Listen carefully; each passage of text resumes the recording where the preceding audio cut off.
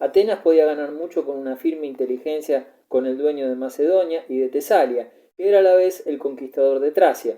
Pero en esta coyuntura de su historia, la política ateniense era manejada por un orador que veía en el auge del poder macedónico una amenaza para las libertades tradicionales de Grecia, a la que había que resistir hasta la muerte.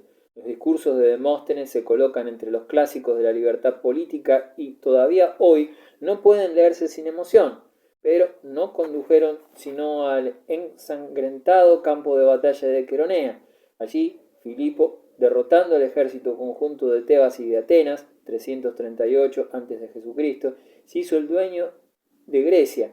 2 años más tarde, el conquistador cayó a manos de un asesino. En un sínodo de ciudades griegas en Corinto, había anunciado su intención de emprender la guerra contra Persia, por cuenta de Grecia y de los dioses, de liberar las ciudades griegas de Asia Menor y de castigar a los bárbaros por los sacrilegios cometidos en el reinado de Jerjes, 336 a.C. Y cuando le llegó su fin, se disponía a partir para esa empresa grandiosa. Alejandro, su hijo, habido de la violenta Olimpia, lo sucedió en el trono y en sus vastas ambiciones, 356-323 a.C.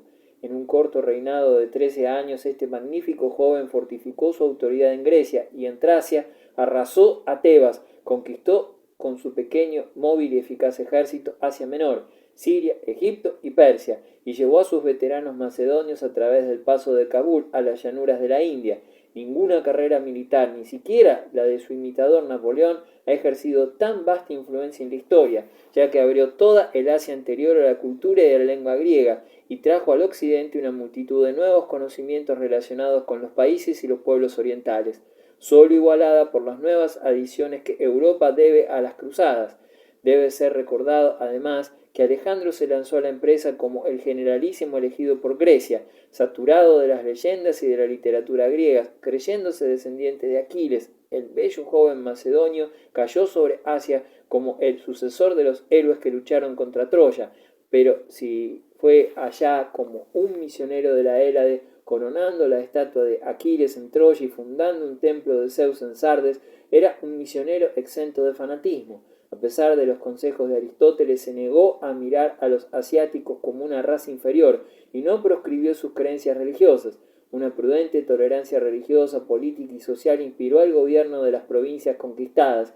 Los grandes nobles terratenientes de Persia ganaron la simpatía y el respeto que un caballero deportivo no deja de evocar en la naturaleza cordial de los hombres de horizontes amplios, aunque no perdió nada de su convicción acerca de la superioridad griega, fundando, según se dice, 70 ciudades griegas y llevando consigo constantemente la Ilíada en sus viajes. Casó a sus compañeros de armas con las herederas de Asia. Él mismo se desposó con una princesa persa y adoptó la pompa de un monarca oriental. En teoría, su imperio coincidía con el mundo y se basaba en la doctrina de la igualdad de los hombres, sociedad universal destinada a vivir en un mismo nivel y a depender de un soberano a quien, como bienhechor supremo de la humanidad, se tributaron legalmente honores divinos, un sacro imperio griego, en fin, que prefiguraba el sacro imperio romano de tiempos posteriores. De hecho, creó las condiciones bajo las cuales pudo florecer la civilización griega en el suelo asiático o africano, y dio a Europa una nueva y vasta provincia que comprendía el Asia Menor, Siria y Egipto, sujeta a dinastías macedónicas hasta que fue absorbida por el Imperio Romano. La historia de las conquistas de Alejandro, aunque cae fuera del marco de la historia de Europa, contiene dos acontecimientos que tienen íntima relación con el destino de los pueblos mediterráneos: la destrucción de Tiro y la fundación de Alejandría, señalando la primera el eclipse del período fenicio y la otra el establecimiento de un nuevo centro de cultura y de comercio helénico en la costa de Egipto, destinado a rivalizar con la propia Atenas. No era fácil que las ciudades griegas comprendiesen el cambio que se avecinaba en el mundo. ¿Era posible que esos estados diminutos que habían sido tan apasionadamente queridos, tan amorosamente adornados, para los que los hombres habían estado siempre dispuestos a sacrificar la vida y hasta el honor, perdiesen finalmente su independencia y sus sueños imperiales? Todos vacilaban en creerlo. El prudente Aristóteles, 384-322 a.C., que enseñaba en Atenas junto a las pendientes del Licebato, mientras su discípulo recorría el Asia, escribe sobre ciencia política como si toda ella estuviese contenida en la experiencia de ciudades bastante pequeñas para oír la voz de un heraldo, y basada en la distinción entre libres y esclavos. Incluso el más grande pensador de la antigüedad, cuya esfera de interés comprendía desde la anatomía del pez hasta las últimas verdades del alma humana, dejaba de comprender que el imperio macedónico representaba el nacimiento de una nueva era y el principio del pensamiento cosmopolita. La época que entonces principia es todavía helénica, pero helénica en un cierto sentido. Fue un gran tiempo para la escultura, para las matemáticas, para la educación, difundida ampliamente la lengua ática, prevaleciendo sobre los dialectos rivales. Es la lengua del comercio internacional y de la buena sociedad, hablada desde Marsella a Antioquía, de Pela a las cataratas, penetrando incluso en las sinagogas judías y haciéndose tan indispensable aquel pueblo, a pesar de ser tan conservador, que gradualmente se tradujo el Antiguo Testamento al griego. Pero la época de la creación genial en la poesía y en la filosofía habían pasado, después de legar a la posteridad obras en casi todos los géneros del arte literario y de haber iniciado casi todas las ramas de la investigación filosófica y científica. Su lugar es ocupado ahora por escritores que se dedican a la literatura de ficción popular y por poetas eruditos y especialistas reunidos alrededor de las grandes bibliotecas y bajo la égida de gobiernos que protegen al estudioso de las rapiñas y de las perturbaciones de la guerra. Bajo el gobierno de los Ptolomeos y de los Atálidas se fundaron semejantes bibliotecas en Alejandría y en Pérgamo, las capitales rivales del papiro y del pergamino. Otra característica de esta época que llamamos helenística es que, sin ser fanáticos, los hombres y las mujeres se sienten poseídos de un gran fervor religioso. El politeísmo es por naturaleza tolerante, y aunque los griegos sentían preferencia por determinados dioses o diosas, no eran exclusivistas. Cuando los viejos dioses olímpicos perdieron su fuerza de atracción, surgieron nuevos cultos y nuevas creencias en el oriente religioso. La astrología, la magia, las religiones de misterios con sus ritos de iniciación y de purificación, el culto popular tan imponente de Serapis y de Isis, tomado directamente de Egipto. De especial significación fue el de Isis, durante 2 siglos convertida en la Santa Madre del mundo mediterráneo. Isis, la omnividente, todopoderosa estrella del mar, corona de la vida, legisladora y salvadora, fue la diosa femenina por excelencia, representada como una joven matrona coronada con el loto azul y la media luna, llevando al niño Horus en sus brazos. Más tarde, no fue raro que las estatuas de Isis sirvieran para imagen de la Virgen. Las más altas inteligencias profesaban la filosofía de Zenón o de Epicuro. En 311, Zenón, un fenicio de Chipre, llegó a Atenas y enseñó filosofía en la Stoa, o sea, en el pórtico decorado con pinturas. Predicó la doctrina de un Estado mundial dirigido por un supremo poder, todopoderoso y bueno, de equidad y fraternidad humana, de conciencia y deber, de armonía en el propósito, con el propósito divino. Armonía que debía obtenerse a través de la sabiduría y de la virtud, de paz interior a prueba de las agitaciones exteriores del destino, que se alcanzaba retirándose en la fortaleza del alma. Poco ha quedado de los escritos originales de ese noble pensador, pero el Nimbo de Cleantes, traducido al inglés en prosa por Walter Pater en Plato on the Platonist, las meditaciones de Marco Aurelio y el cuerpo de doctrina moral tan bella que perdura en las obras de Epicteto, testimonian la amplia y prolongada influencia del estoicismo en las mejores inteligencias y caracteres del mundo pagano en el momento de su decadencia. Epicuro fue el filósofo de la felicidad, como Zenón lo era del deber.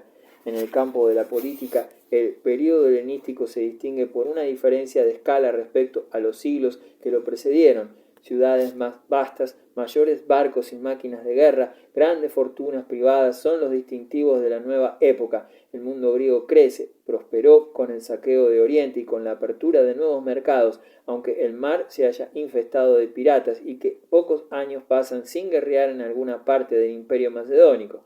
La guerra, el infanticidio y acaso también el paludismo imponen su contribución. La verdadera población griega disminuye sin cesar y las ciudades de la Hélade en el siglo I antes de nuestra era se vieron llenas de extranjeros que hablaban el griego. Alejandro no dejó testamento y sus mariscales se disputaron la la presa del imperio macedónico.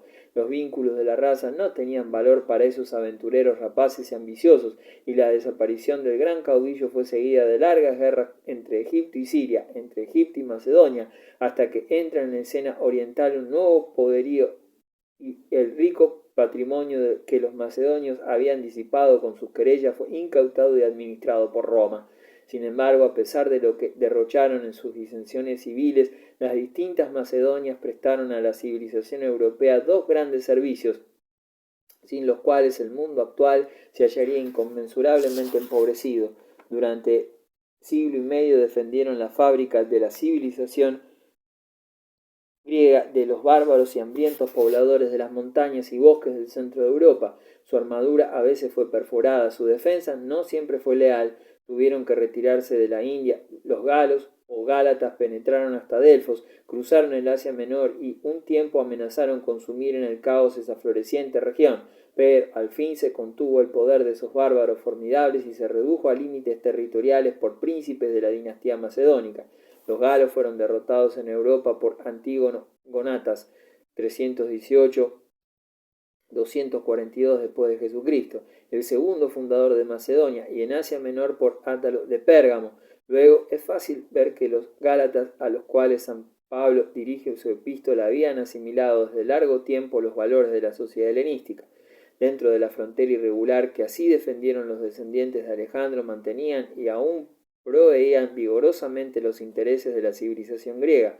Los ptolomeos, establecidos en Egipto, fracasaron en su intento de helenizar al país y aún más en el de mitigar la violenta superstición de sus naturales, desarrollaron en la residencia real de Alejandría un centro de erudición y de buen gusto que ejerció una influencia decisiva en el progreso de Europa. Allí fue donde se recogieron las obras maestras del pensamiento y de la poesía griega, almacenadas en una gran biblioteca, copiadas por esclavos y anotadas por eruditos. Allí se tradujo el Antiguo Testamento del hebreo al griego, se fijó el texto de Homero y se agregaron la novela amorosa y las pastorales y los géneros de la comedia occidental. Allí finalmente nació una filosofía mística fundada en las obras de Platón, que ejerció una influencia profunda en la teología de la Iglesia cristiana. Tampoco puede ser mirado el vasto imperio asiático que Seleuco y sus descendientes gobernaban desde la ciudad del placer de Antioquía, más que como otra parte del mundo en que cultura y griego eran términos sinónimos. Si en los llamados reinos sirios no había un centro tan importante para las ciencias o las letras como Alejandría, en cambio ninguna parte de Egipto había sido helenizada tan a fondo como Siria. La lírica dedicada de Melagro y la sencilla elocuencia de los evangelios sinópticos atestiguan la vitalidad de la lengua griega en un país en el cual el pueblo hablaba arameo. Los soberanos macedonios dieron al mundo un nuevo principio de autoridad que constituyó uno de los lazos de unión más importantes que mantuvieron la cohesión del Imperio Romano durante los 2 primeros siglos de su existencia. Alejandro y sus descendientes pretendieron y recibieron el culto debido a la divinidad, no pudiendo encontrar lugar para ellos en la constitución del Estado-ciudad helénico. Ingresaron entre generales aclamaciones en el panteón griego, donde se hubiera encontrado mejor que en el culto una fuerza capaz de mantener unidos reinos tan heterogéneos y de dar santidad y legitimidad a un dominio usurpador. La idea de un Estado universal atraía a los filósofos, el culto del monarca emocionaba y satisfacía a las multitudes. Otro elemento importante para el futuro gobierno de Europa puede retrotraerse a los tiempos macedónicos. La estadística y la burocracia eran familiares en Egipto. En aquella civilización arcaica se había mirado como una necesidad del gobierno el conocimiento exacto del país, sobre todo en lo referente a sus rentas. Existía una administración regular y minuciosa apoyada en un ejército de escribas y en montañas de documentos. Las lecciones que se desprendían de tal espectáculo no fueron olvidadas por los conquistadores del país. Si los romanos tomaron su literatura de Grecia, aprendieron la administración civil del Valle del Nilo.